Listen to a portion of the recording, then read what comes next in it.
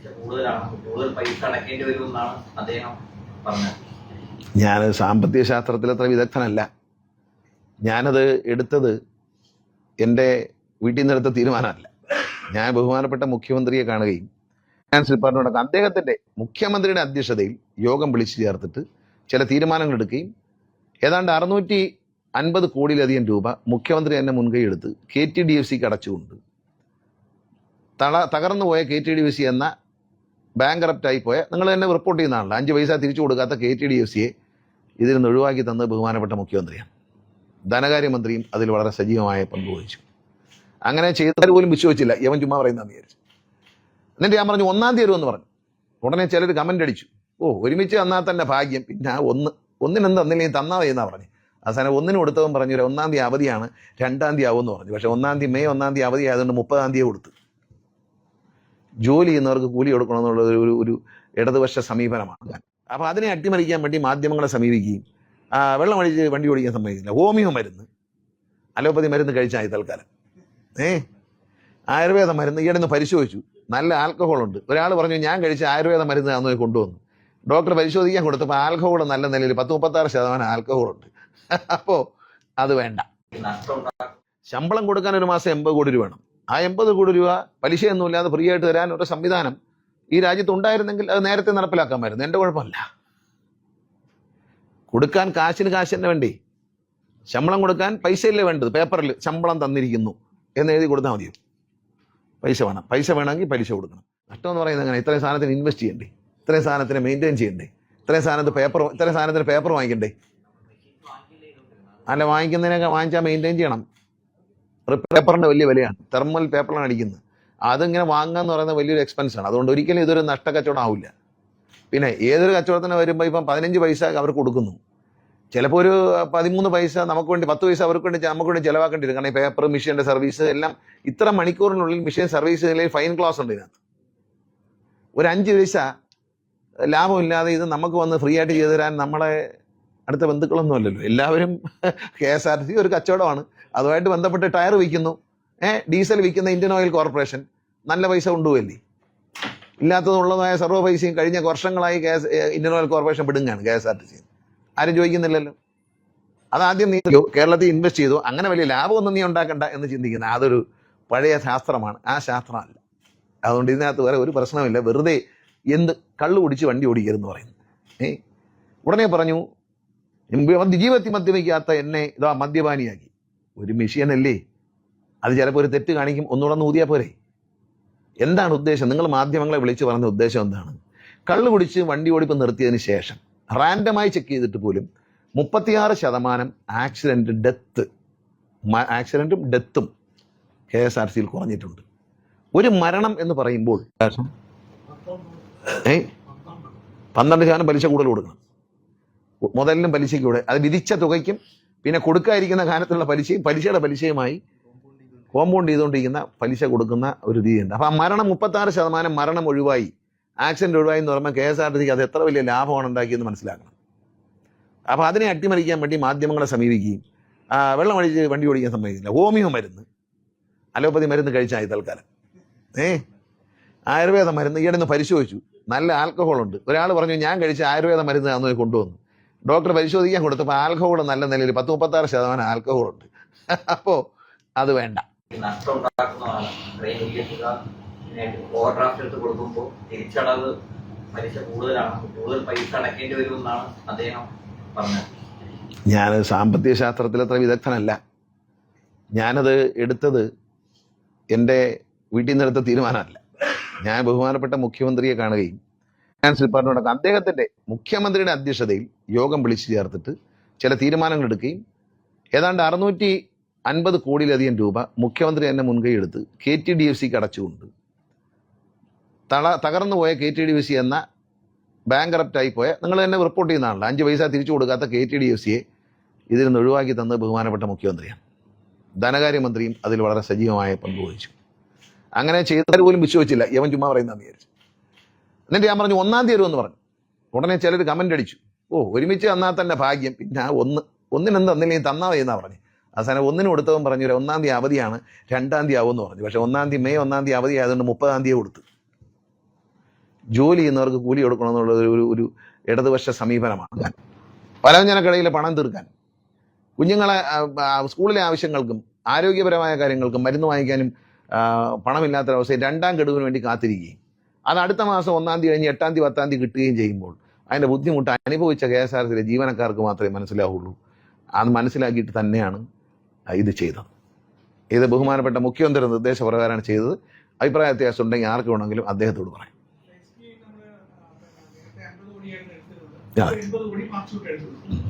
അത് ഒഴിവാക്കാൻ വേണ്ടിയാണ് എല്ലാം കൂടി ഒരിട സ്ഥലത്ത് കൊണ്ടുവരുന്നത്. പരമാവധി പണം, കിട്ടുന്ന പണം എല്ലാം ഒരു അക്കൗണ്ടിലിടും. അപ്പോൾ ഇതിൻ്റെ ഗവൺമെന്റിൽ നിന്ന് കൊടുക്കാനുള്ള 50 കോടിയുണ്ട്. ആ പൈസയും കൃത്യമായി തരണമെന്ന് മുഖ്യമന്ത്രി നിർദ്ദേശം കൊടുത്തിട്ടുണ്ട്. അതിപ്പം കൃത്യമായി തരും. കുറച്ച് താമസിക്കുന്നുണ്ട്. അപ്പോൾ ആ താമസിക്കാതിരുന്നാൽ കൃത്യമായി ഇത് ഓപ്പറേറ്റ് ചെയ്ത് ഏറ്റവും മിനിമം പലിശയിൽ കൊടുക്കാൻ പറ്റും. പിന്നെ ശമ്പളം കൊടുക്കാൻ ഒരു മാസം 80 കോടി രൂപ വേണം. ആ 80 കോടി രൂപ പലിശയൊന്നുമില്ലാതെ ഫ്രീ ആയിട്ട് തരാൻ ഒരു സംവിധാനം ഈ രാജ്യത്ത് ഉണ്ടായിരുന്നെങ്കിൽ അത് നേരത്തെ നടപ്പിലാക്കാമായിരുന്നു. എൻ്റെ കുഴപ്പമല്ല. കൊടുക്കാൻ കാശിന് കാശ് തന്നെ വേണ്ടേ? ശമ്പളം കൊടുക്കാൻ പൈസയല്ലേ വേണ്ടത്? പേപ്പറിൽ ശമ്പളം തന്നിരിക്കുന്നു എന്ന് എഴുതി കൊടുത്താൽ മതിയോ? പൈസ വേണം. പൈസ വേണമെങ്കിൽ പലിശ കൊടുക്കണം.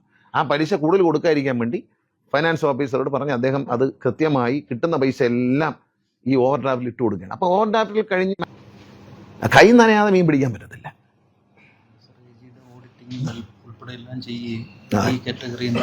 മാത്രമല്ല ഇത് കിട്ടാനുള്ള കാരണം എന്താണ്?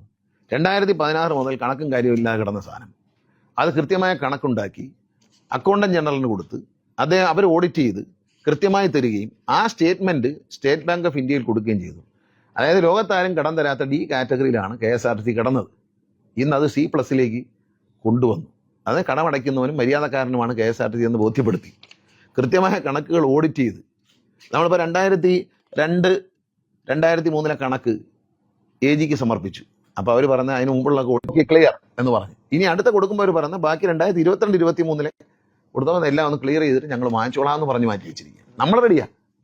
ഇത് സ്റ്റേറ്റ് ബാങ്കിന് കൊടുക്കുകയും റിസർവ് ബാങ്കിനെ അറിയിക്കുകയും അപ്പോൾ റിസർവ് ബാങ്കിന്റെ കാറ്റഗറിയിൽ D കാറ്റഗറി, അത് ഏവന് കടം കൊടുക്കല്ലേ എന്ന് പറയുന്ന D കാറ്റഗറി കിടന്ന KSRTC C+ കൊണ്ടുവന്നിട്ടാണ് ഈ ഓവർ ഡ്രാഫ്റ്റ് എടുത്തത്. മുമ്പുണ്ടായിരുന്ന ഓവർ ഡ്രാഫ്റ്റ് ഉണ്ട് 50 കോടി. അത് നമ്മൾ ഓപ്പറേറ്റ് ചെയ്ത് അവിടെ ഇട്ടിരിക്കുകയാണ്. അത് എമർജൻസി കൊണ്ട് ഇനി ഓപ്പറേറ്റ് ചെയ്യും. പക്ഷെ ഓപ്പറേറ്റ് ചെയ്തിട്ടിരിക്കുകയാണ്. അത് ഓപ്പറേറ്റ് ചെയ്താൽ വേറെ 100 കോടിയാണ് ഇപ്പോൾ ഓപ്പറേറ്റ് ചെയ്യുന്നത്. അതിലൊരു 80 കോടി വരെ നമുക്ക് 79-80 കോടി വരെയൊക്കെ ശമ്പളത്തിന് വേണ്ടി വരുന്നുണ്ട്. പക്ഷെ സർക്കാർ അതെല്ലാ ദിവസവും ഉണ്ട്. അത് 1 കോടി 6 ലക്ഷമായിരുന്നു. ഇപ്പോൾ അത് 1 കോടി 19 ലക്ഷം എഗ്രിമെന്റ് പ്രകാരം വർദ്ധിച്ചു. അതവരെടുത്തുകൊണ്ടേയിരിക്കും. അത് പോയിട്ട് ബാക്കി കാശ് നമ്മുടെ ഉള്ളൂ. അതിൽ നിന്ന് നമ്മൾ ഡീസലിന് പൈസ കൊടുക്കണം. വലിയൊരു കണക്കൂട്ടലാണ്. ഇത് എക്കണോമിക്സിൽ പരിചയമില്ലാത്തതുകൊണ്ട് ചെയ്തതാണ്. ക്ഷമിക്കണം. അതിന് നമ്മൾ ബഹുമാനപ്പെട്ട കോടതിയെ സമീപിക്കും. കാരണം നിയമത്തിൽ വ്യവസ്ഥയുണ്ട്. സ്റ്റേറ്റിന്റെ അധികാരമാണ്. അതായത് കേന്ദ്ര ഗവൺമെന്റ് കൊണ്ടുവന്ന റൂളിന്റെ മേളിൽ സ്റ്റേറ്റിൽ കൊണ്ടുവരുന്ന ഒരു ആക്ടിന് പ്രൊവിഷനുണ്ട്. അപ്പം നമ്മൾ ബഡ്ജറ്റിലൂടെ കൊണ്ടുവന്ന ഒരു ആക്റ്റാണ്. നമ്മുടെ നിയമസഭ ആക്ട് റൂളിന്റെ മേളിൽ ആക്ട് നിൽക്കും. പേപ്പർ അയച്ചിരിക്കുകയാണ്. അത് ബഹുമാനപ്പെട്ട ഹൈക്കോടതിയെ അറിയിക്കുകയും അതിനകത്ത് കേസ് പോകാനായിട്ട് ട്രാൻസ്പോർട്ട് കമ്മീഷണറെ ചുമതലപ്പെടുത്തിയിട്ടുണ്ട്. കൃത്യമായി അത് ബഹുമാനപ്പെട്ട ഹൈക്കോടതി ഉത്തരവിന് വിരുദ്ധമായ ഈ ഉത്തരവ് അനുസരിക്കാനുള്ള പണികൾ നിയമപരമായി തന്നെ നമ്മൾ നോക്കും. നമുക്ക് കിട്ടുന്ന എല്ലാം ഇല്ലാതാക്കാന്ന് പറഞ്ഞു. GST കൊണ്ടുപോയില്ലേ? അതുപോലെ ഇവിടെ കിട്ടുന്ന ഒന്നും ഇല്ലാതാക്കണം. ഈ പറ്റുമെങ്കിൽ കേരളത്തിൽ റോഡ് ടാക്സ് കൂടെ എടുക്കും. എന്താ ഫയലുകൾ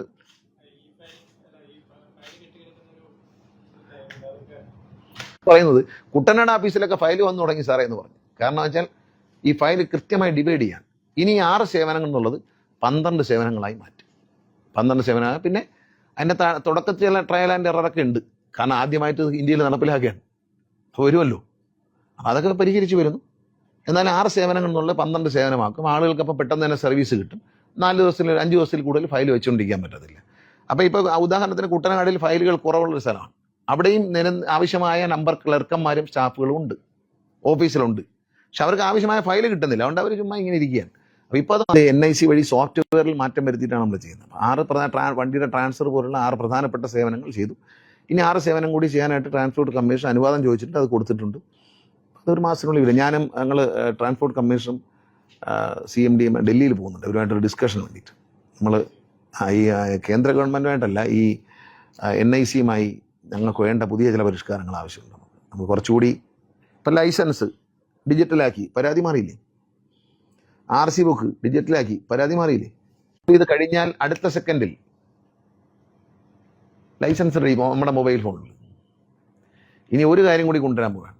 എല്ലാ മോട്ടോർ വെഹിക്കിൾ ഇൻസ്പെക്ടർമാർ ഈ ഡ്രൈവിംഗ് ടെസ്റ്റ് നടക്കുന്നിടത്ത് ഒരു പാഡ് കൊടുക്കാൻ പോവുകയാണ്. ഒരു ഡിജിറ്റൽ പാഡ് കൊടുത്തിട്ട് ഇവരെ വിജയം പരാജയങ്ങൾ അവിടുന്ന് തന്നെ അങ്ങ് അപ്ലോഡ് ചെയ്യാനുള്ള ഒരു സംവിധാനം കൊണ്ട്. അപ്പോൾ എന്ത് പറ്റുമെന്ന് വെച്ചാൽ ഡ്രൈവിംഗ് ടെസ്റ്റ് ഞാനിപ്പോൾ പാസ്സായി അല്ലെങ്കിൽ പരാജയപ്പെട്ടു, പാസ്സായാൽ ഉടൻ തന്നെ അവിടുന്ന് ഗണേഷ് കുമാർ പാസ്സായി എന്ന് RTO മോട്ടോർ വെഹിക്കിൾ ഉദ്യോഗസ്ഥൻ അതിൽ അടിച്ചു കഴിഞ്ഞാൽ, നെറ്റ് വഴിയാണല്ലോ, ആ ഗ്രൗണ്ടിൽ നിന്ന് പോകുന്നതിന് മുമ്പ് എനിക്ക് എൻ്റെ ലൈസൻസ് ഡൗൺലോഡ് ചെയ്തെടുക്കാൻ പറ്റും. അതിലേക്ക് കൊണ്ടുവരും. അതിനകത്ത് വാങ്ങണം. കാരണം ഒരു ഡ്രൈവിംഗ് ഗ്രൗണ്ടിൽ, ടെസ്റ്റിംഗ് ഗ്രൗണ്ടിൽ ഒരെണ്ണം വെച്ച് കൊടുക്കുന്നത്. അത് വാങ്ങിക്കഴിഞ്ഞാൽ ഈ സെക്കൻഡ് അത് നല്ലതല്ലേ, ആർക്കും സമരം ചെയ്യാമല്ലോ. ഇന്ന സാർട്ടി ഒന്നുമില്ല, ആർക്കും സമരം ചെയ്യാം. ഏതായാലും ഡ്രൈവിംഗ് സ്കൂള് നഷ്ടമാണെന്ന് പറയരുത്. ഡ്രൈവിംഗ് സ്കൂള് KSRTC സംബന്ധിച്ച് അടിച്ചു പൊളിച്ച ലാഭമാണ്. നല്ല ഡ്രൈവിംഗ് ക്വാളിറ്റിയുള്ള കുട്ടികൾ പുറത്തിറങ്ങുന്നുണ്ട്. തിയറി പറഞ്ഞിട്ടുണ്ട്, കാലിൽ മാത്രമേ ഗിയറുള്ള വണ്ടി ഇന്ത്യയിൽ ബൈക്കായിട്ട് ഉണ്ടാക്കുന്നു. ഗിയറുള്ള വണ്ടി ഇപ്പോൾ കാലിൽ മാത്രമേ ഉള്ളൂ. ഗിയറില്ലാത്ത വണ്ടിയെല്ലാം ഇൻസൈഡ് ആക്സിലേറ്റർ കൊടുത്താൽ ഓടുന്ന വണ്ടികളാണ്. അപ്പം ഗിയറില്ലാത്ത വണ്ടികൾ, ഗിയറുള്ള വണ്ടി കാലിൽ, കയ്യിൽ ഗിയർ മാറി പഠിപ്പിക്കണ്ട. അതിനൊന്നും സമരം ചെയ്യേണ്ട കാര്യമൊന്നുമില്ല. അത് നിങ്ങളെപ്പോലുള്ള ആളുകൾ കൂട്ടുനിൽക്കായിരുന്നാൽ മതി, ഒരു കുഴപ്പമില്ല. നിങ്ങൾ ഇതിനൊന്നും വളം വെച്ച് കൊടുക്കാതിരുന്നാൽ മതി. ഇത്തരം നീതിരഹിതമായ, ഇത്തരം ജനങ്ങളെ ചൂഷണം ചെയ്യുന്ന, ജനദ്രോഹപരമായിട്ടുള്ള ഈ മോശപ്പെട്ട ലൈസൻസുമായി റോഡിൽ ഇറങ്ങുന്നവരാണ് നമ്മുടെ സുഹൃത്തുക്കളെയും നമ്മുടെ ബന്ധുക്കളെയും ഇടിച്ചു കൊല്ലുന്നത്. അത് നിങ്ങൾ കൂട്ടുനിൽക്കരുതേ എന്നൊരു അഭ്യർത്ഥന മാത്രമേ ഉള്ളൂ. അന്ന് പറയും അങ്ങനെ ഇങ്ങനെ പറയും. സംശയം എന്നോട് ചോദിച്ചാൽ ഞാൻ കറക്റ്റ് ക്ലിയർ ചെയ്യാം. ഇപ്പം ഈ ഒരു കാര്യത്തിൽ ഈ സ്റ്റേറ്റ് ബാങ്ക് ഓഫ് ഇന്ത്യയിൽ നിന്നും ശ്രീമതി ഭുവനേശ്വരി മാഡം CGM ആണ് SBIയുടെ കേരളത്തിലെ മാഡവും, പിന്നെ അതുപോലെ തന്നെ മിസ്റ്റർ ആരിഫ് മുഹമ്മദ് ഖാൻ GM ആണ് SBIയുടെ. ഇവർ രണ്ടുപേരുമാണ് നമ്മളെ ഈ ഒരു പദ്ധതി, ഈ ഇൻഷുറൻസ് പദ്ധതിയിൽ നമ്മളെ ഏറ്റവും കൂടുതൽ ഹെൽപ്പ് ചെയ്തിട്ടുള്ളത്. അവരുമായിട്ടായിരുന്നു പ്രധാന ഡിസ്കഷനുകളൊക്കെ. അവരുടെ ഒരു ഇനിഷ്യേറ്റീവാണ് നമുക്ക് ഇത് ഉപകാരപ്രദമായി മാറും. അവരോടുള്ള നന്ദി. അംഗവൈകല്യം സംഭവിച്ച ആളുകൾ, അസുഖമുള്ള ആളുകൾ, അവരെ മാറ്റിയൊക്കെ നിയമിച്ച് ഇതിനെ ഒന്ന് കൃത്യമായ ഒരു പൊസിഷനിങ് നടത്താതെ ഒരു അഭിപ്രായം പറയാനൊക്കത്തില്ല. ആവശ്യം വരുമ്പോൾ റിപ്പോർട്ട് ചെയ്യാം.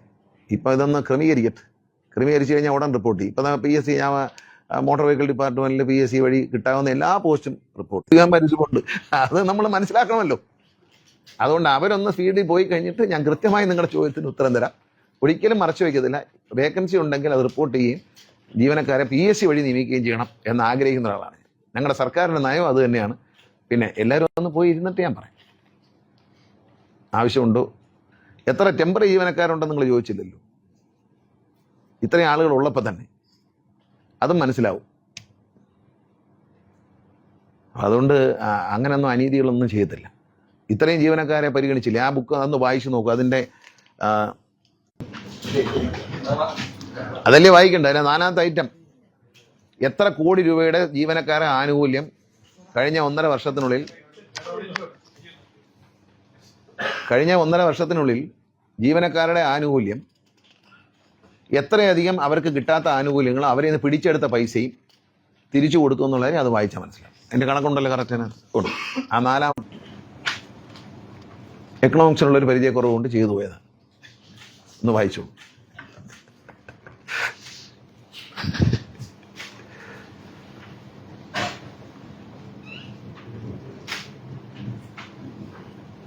ടൂറിസത്തിന് പോകുന്ന